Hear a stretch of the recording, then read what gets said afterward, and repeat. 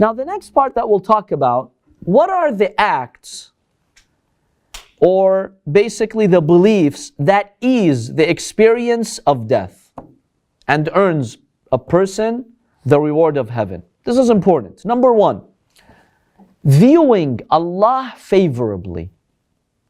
What do we call this in Arabic? Husnul dhanni billah. The hadith states from the Prophet sallallahu alaihi wasallam, لا يموتن أحدكم حتى يحسن ظنه بالله عز وجل فإن حسن الظن بالله ثمن الجنة. The more you view God favorably, the easier death will be for you. What does viewing God favorably mean? Benefit of the doubt. Benefit of the doubt, what do you mean? Like, if something bad happens or if something bad happens to you, always think positively of God. Think positively of God. What else? Have hope.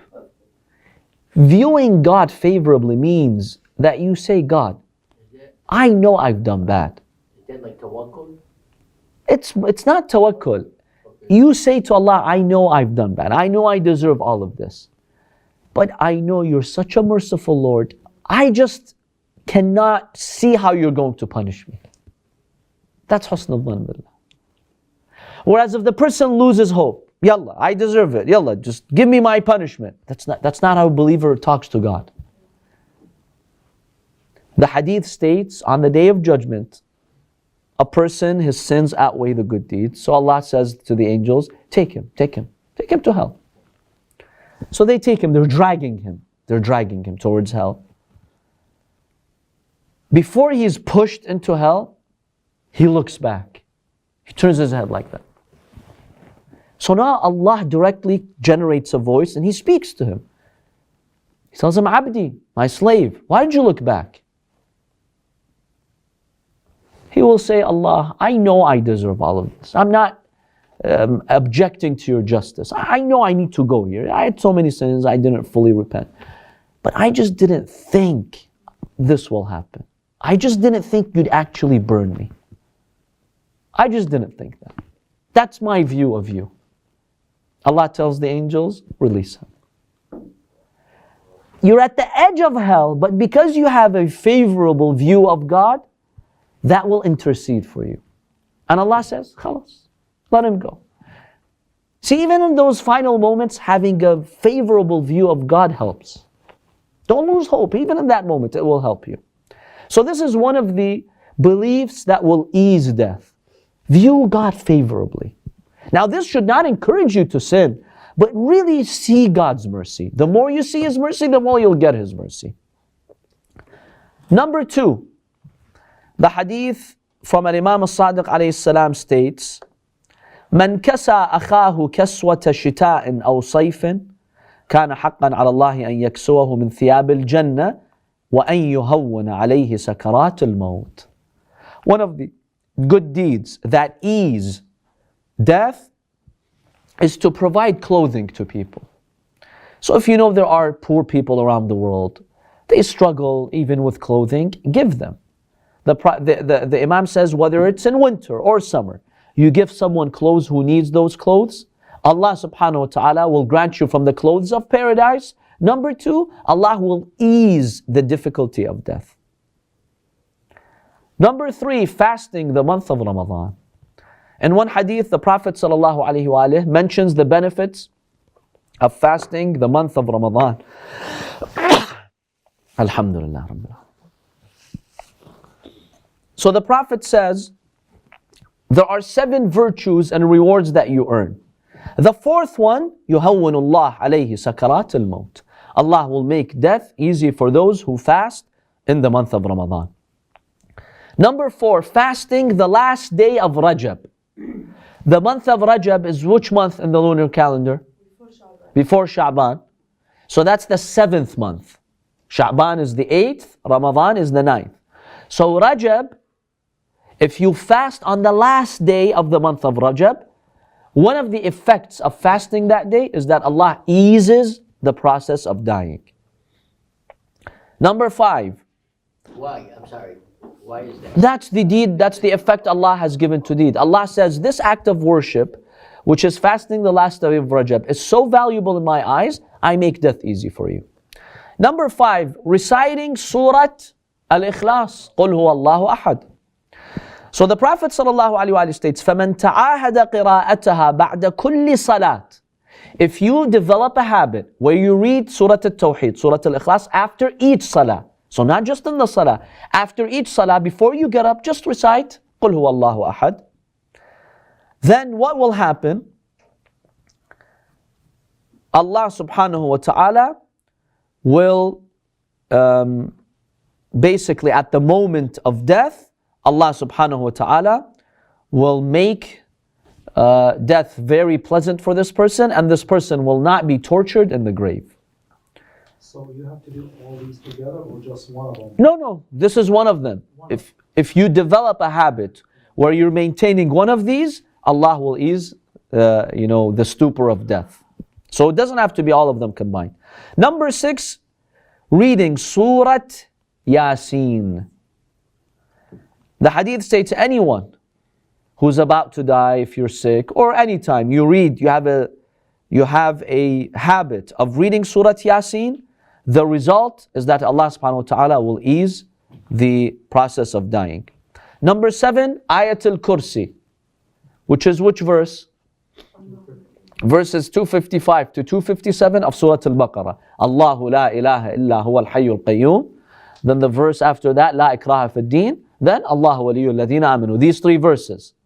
The one who has a habit of constantly reciting them, the hadith states, Allah subhanahu wa ta'ala will save this person from the difficulty of death. Yes. What ayat does Ayatul Kursi end at? 257. 255 to 257. These 3 verses combined are called Ayatul Kursi. وَهُوَ الْعَلِيُّ الْعَظِيمُ. Okay.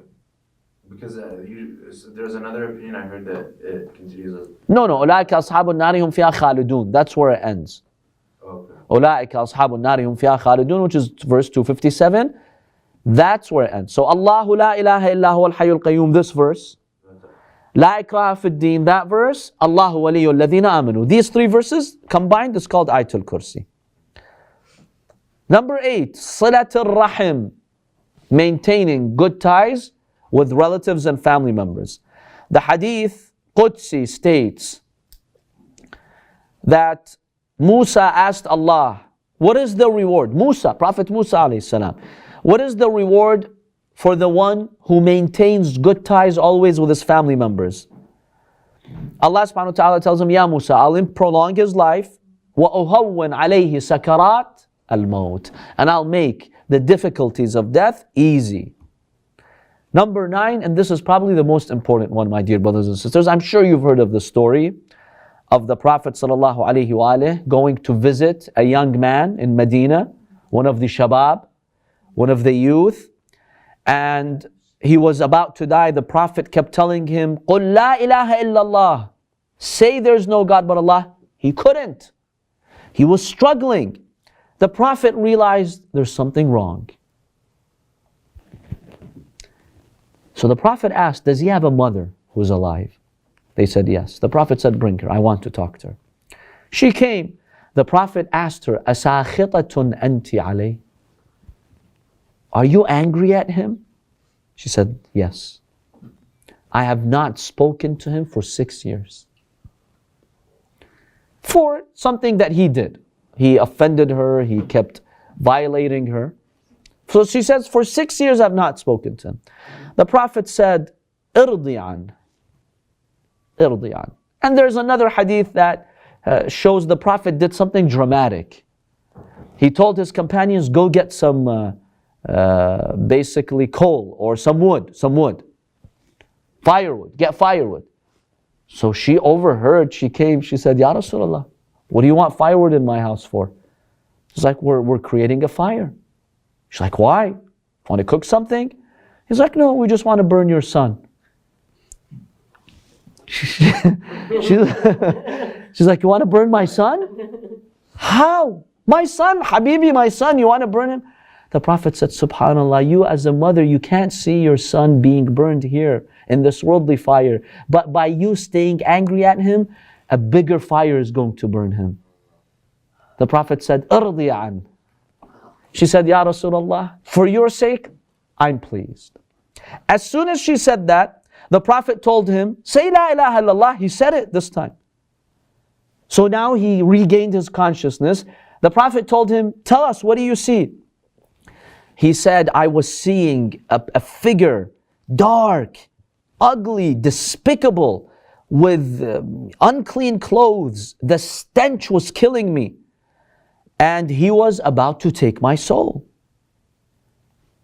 But then, after you intervened and you told my mother that, and the Prophet taught him a prayer, things changed. So the Prophet told him, after teaching him a prayer, and this is recommended for us to recite, يَا مَنْ يَقْبَلُ الْيَسِيرَ وَيَعْفُو عَنِ الْكَثِيرِ اقْبَلْ مِنِّي الْيَسِيرَ وَعْفُو عَنِّي الْكَثِيرَ إِنَّكَ أَنْتَ الْغَفُورُ الرَّحِيمُ. Oh, the one who accepts some deeds. Allah subhanahu wa ta'ala, even if you have little deeds, Allah accepts them. And He forgives many sins. Accept my few deeds and forgive my sins. This is the dua. So the Prophet taught him to say that after his mother was pleased with him. Then the Prophet told him, what do you see now? Tell us. He says, now I see a figure who's beautiful, who's luminous, and the amazing aromatic smell is coming from him. And that black, despicable, monstrous figure has left me. So he said, he saw that scene, he said, Ashhadu an la ilaha illallah, and he passed away. So it was written for this young man to die, but see how things change now, because his mother became pleased with him.